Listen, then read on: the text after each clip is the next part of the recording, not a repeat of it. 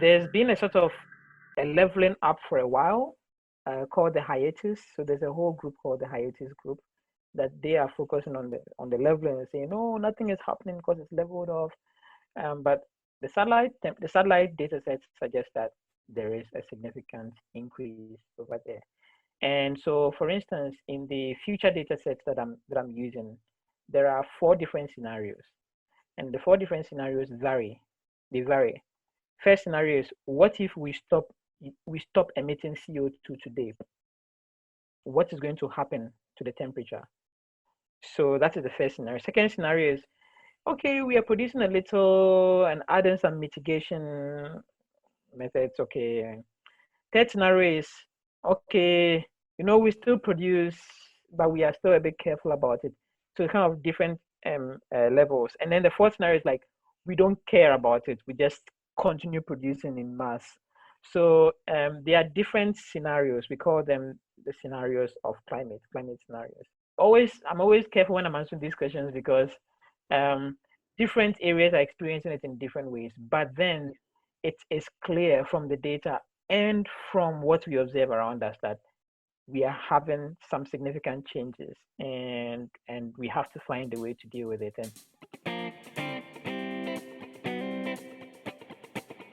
Welcome to the Green Living Chats, brought to you by EcoAmet Solutions Ghana. I'm your host, David. Today's episode is part 3 of our 3-part series with Dr. Daniel Fiifi Hagan. In part 1 and 2, we did establish the importance of remote sensing, which has been used to make predictions in air temperature changes as well as soil moisture. These episodes are already available on all podcast platforms. You could check it out before getting into this episode.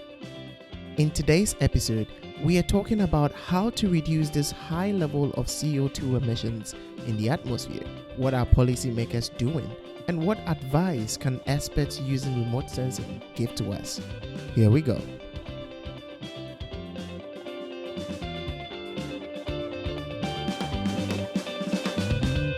If we continue the way we are behaving right now, industries, individual, developing countries, developed countries, and all the classes, what are the predictions and what should we expect when it comes to increasing temperatures and global warming? And earlier you talked about soil moisture affecting agriculture and all that. What should we expect if we continue at this pace?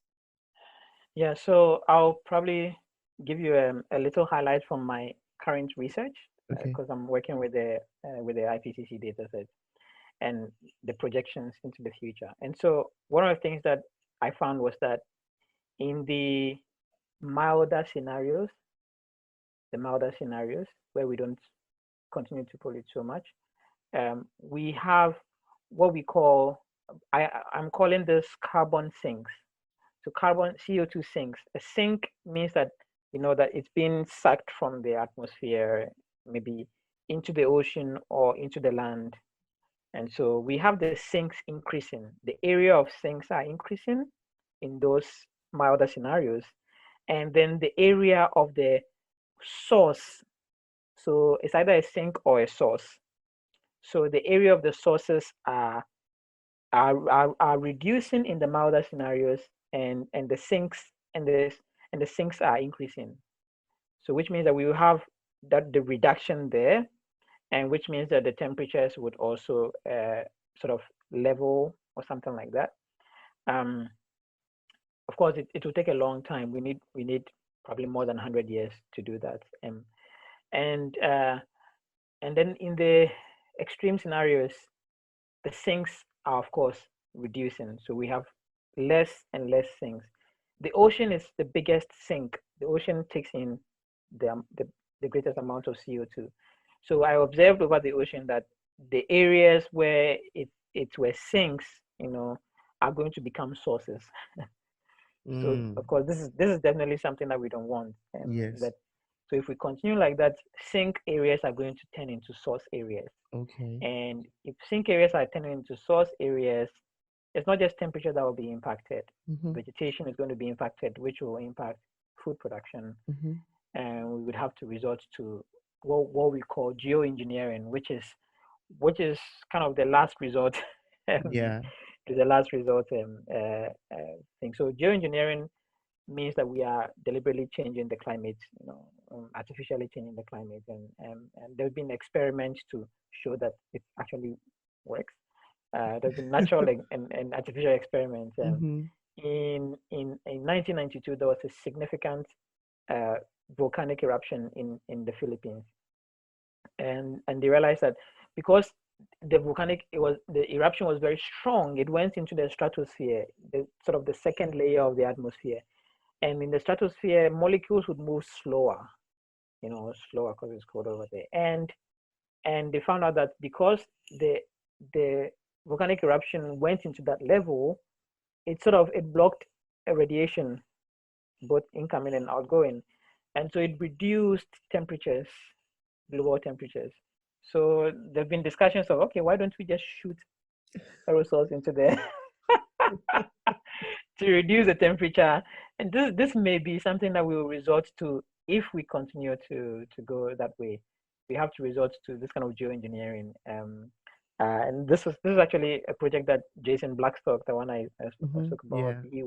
he was on that project, and building the machine to do that. And we definitely don't want to get in, Mm-hmm. and the UN doesn't want to start even discussing, Mm-hmm. Mm-hmm. Yeah. geoengineering. But it's something we would definitely have to start discussing um, if we don't take care. Yeah. I have just two last questions, and one is about data. But before we get into data, I'm sure that I don't know if this is within your field, but I would just like to get your perception about this. Definitely, you have an idea of what is causing the increase in temperatures and all that. So if we decide to go by this predictions and we want to reduce the our production of and release of CO2, what are some of the options that we will have to, look into instead of the things that are rather we are doing that are causing the increase?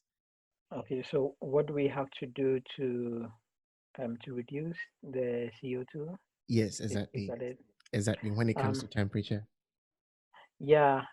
So I think that it's definitely not easy to communicate with people these ideas, because for me, uh, I don't pay so much attention on temperature and the evolution of temperature. I pay attention to, say, soil moisture. Okay, well, I pay attention to land surface temperature, but not air temperature. They're actually a little different. So land surface temperature changes faster than the air temperature. Um, and of course, it is the land surface temperature that will warm up the air temperature. So Exactly. I'm looking at the fundamental level.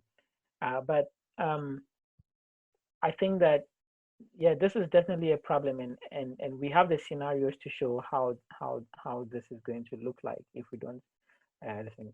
There are, as far as I knew, at least in what I've been learning, there are about three ways that solutions that were given. One is called mitigation, um, one is called adaptation, and one is called, of course, the geoengineering that I was speaking about. The last choice. And so, yeah, the last And so with the mitigation, it's more of we are putting in extreme measures to stop these things. And what he also ought to say that it's not just CO2 that's a problem. Methane is also a problem, and there are many others that are problems. But of course, CO2 is the one that most people are more familiar with. Yes. Um, but this mitigation is what we want to achieve, the mitigational methods. But I remember I asked a question. When was it? I think it was it was it wasn't too long ago. I think somewhere in 2017 we had this conference, the same conference. So there's a series of conference that discusses this, and my school usually is part of the organizers because my school is one of the leaders in the field. And so I remember that I asked the question. I asked the big guys that in 2000, or when I started attending these conferences, we were talking more about mitigation, Mm-hmm. but it looks as if our language has changed from mitigation to adaptation. Mm. And it seems that it's too late in some areas They to already gave up mitigate. on it. It's not just giving up, but we can't. We've already crossed the line, so we can't get into mitigation. And then so now we are talking more about adaptation. Adaptation would include sort of green buildings, um, and leading and finding a way to manage our wastes uh, here and there. And so we are sort of adapting. Okay, so this is what's happening. We are trying to adapt to it and find different ways of sort of keeping it under control in the middle ground over there. Um, and my results are telling me that even with adaptation, some places will still experience some rather extreme conditions. And adaptation is expensive. It is very expensive. Of course, mitigation is the most expensive because with mitigation you run at a severe loss. If all countries were to shut down their major industries, well, then we have to stop flights and shipping and all that, and definitely it's a big loss. So adaptation seems to be the option in some areas. That okay, if you know that you don't need to fly, don't fly. If you can have the conference online, do the conference online. Um, if you don't need to print out the paper or print out the book, don't do it.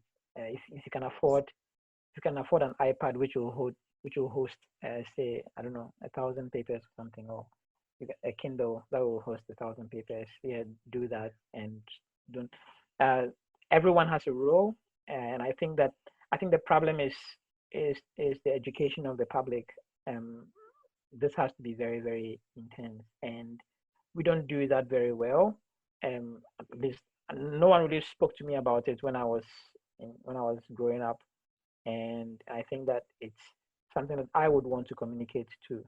Um, I'll prefer primary school, high school level, kids. Um, Let them know about these things, and not to scare them, but to say that you can do something about it.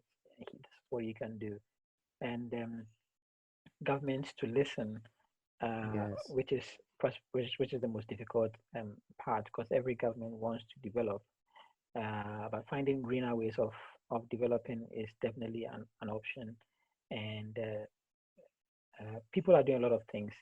Um, like I said, I'm the one who is trying to look at the fundamental ways Yeah. of Yeah. doing with this, It's right. and hopefully people will see my paper and say, okay, we have to do something about it. Exactly. But for instance, what China is doing with Alibaba, with Alipay, for instance, is a very good thing. Planting trees, Planting people are, trees. Yeah. this is a very good project that Yeah. I think the world needs to learn. I'm actually working And on my first tree. oh wow, wonderful. So yeah, I think this is something that the world should definitely learn, and do something about it. Yeah. That's great. That's great. Okay. So, what do you think is the future for remote sensing? And I want you to chip in a little bit of those who are lacking remote sensing, as in, the stations. I mean, we talk about back home, those who don't have idea of what it is and who don't Yeah. see the importance. What's the future of remote sensing? Yeah. Um, well, there are more satellites being launched. That's the thing. I think I just saw a news that Nanjing University launched its own satellite, Oh, great. which is pretty big. I know my school is also working on something like that. Um, uh, Ghana launched a satellite. Was it last year? Somewhere last We year. Or, made it. yeah, we made it. I've been looking for the specs on that satellite. I haven't found the documents on it yet. I really hope that I get Okay. to find it. Um, because I'll be very happy to use satellite images to work over Ghana as well.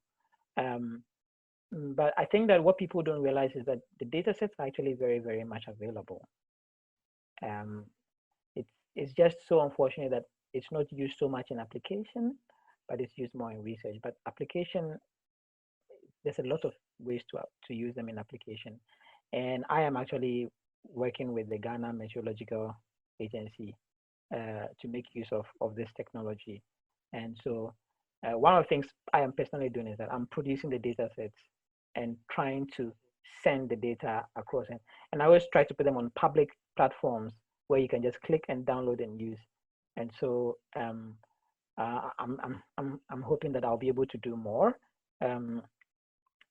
In light of that, for instance, I'm currently working with the National Center for Atmospheric Research in the U.S., where uh, we are using we're using satellites and models and computer models. We are sort of combining them Combining them. because they both have merits.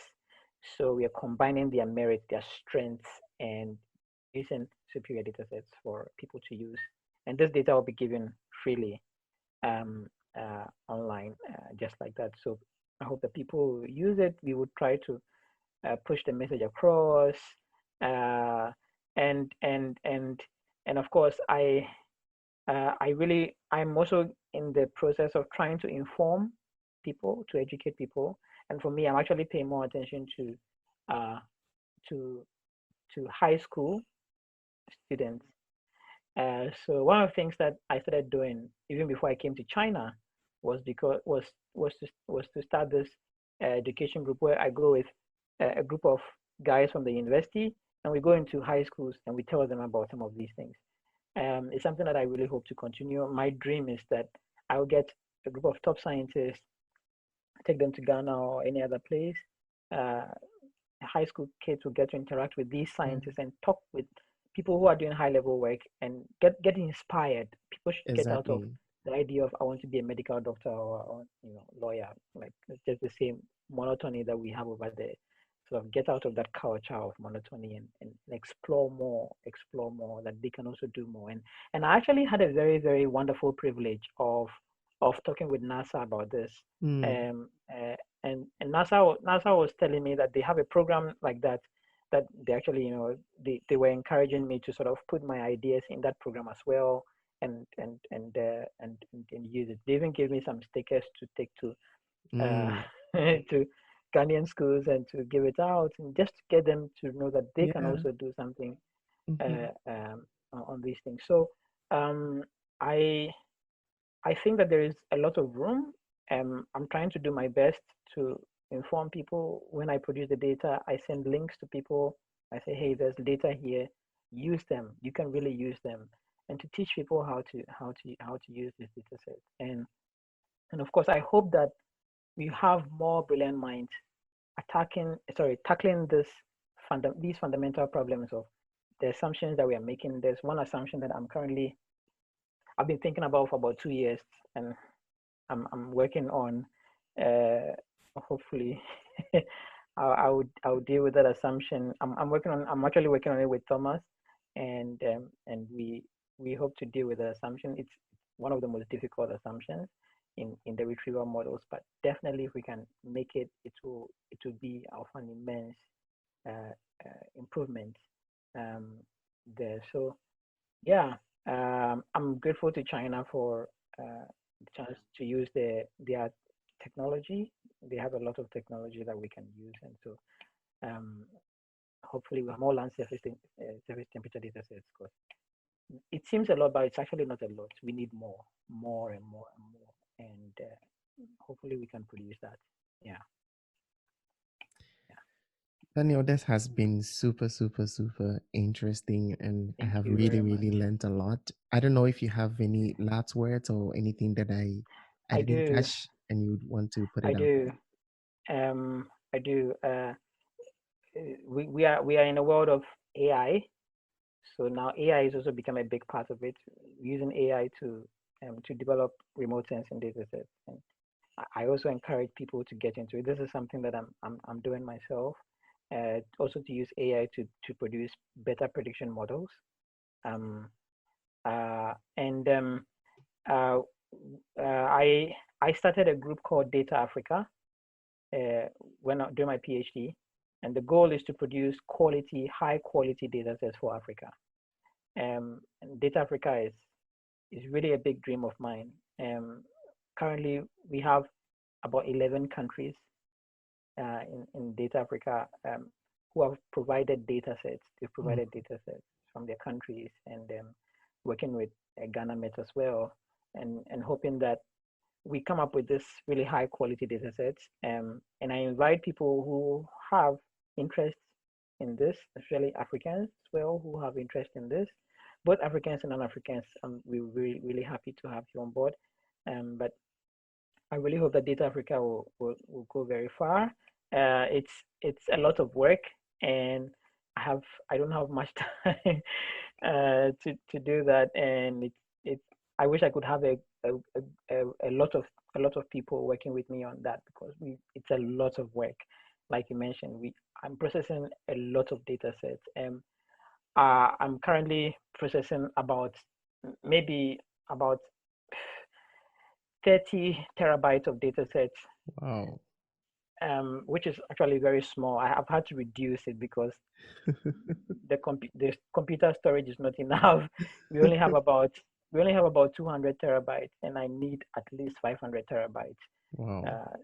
To do my work. And so, but over here, if people can develop ways of sort of reducing data sets without really compromising the quality, Yes. this is a technology that we need as well. And I always talk with the computer engineering guys and computer science guys in my school that, you have a role here. This is what you can do, and get them to be excited about it as well. So I really invite stakeholders, people who want to work, especially with the Data Africa project. Um, hopefully, hopefully by the end of next year, we should have our first product ready. Um, I have already finished one product, but we haven't launched it yet. But hopefully by next year, the end of next year, we should have some products, some data sets coming up that Africans can use to do high quality data set analysis over Africa as well. Because I didn't say this, but unfortunately, there's a lot of missing data in Africa. Yeah. It's one of the biggest challenges. It's Thank one of the you. biggest challenges. There's Thank a you for lot pointing of that out. missing data, like really a huge gap, a very huge gap. And remote sensing technology is one of the best ways for tackling this. The good news is that most of the satellites out there are global coverage. So they Okay. cover Africa, which means that we can harness these data sets to Yes. improve the readings over Africa. And the Sahel is so important. The Sahel, the Sahara Desert, the Congo Basin, the Horn of the Horn of uh, the Horn of Africa, the part around Ethiopia, Yeah. is also a very important part. And Southern Africa, which has a very dry region over there, is also so prominent. So Africa has these important dynamics. Unfortunately, we don't have the ground data sets, to do that. But the remote sensing technology is a very, very good way to tackle these problems. And I'm sure you know Dr. Isaac Nuni. Yeah. Yeah. Dr. Isaac Nuni is someone his whole thesis was over Africa, and we were looking at water stress, water stress over Africa. So we did water stress over Africa. We looked at droughts over Africa, and we are going into droughts and floods and heat waves. So these are studies that we're actually doing over Africa that we are finding some very remarkable things. And one of the next things we're going to do is to look at the different water basins of Africa. How much water have we lost in the last 30 years?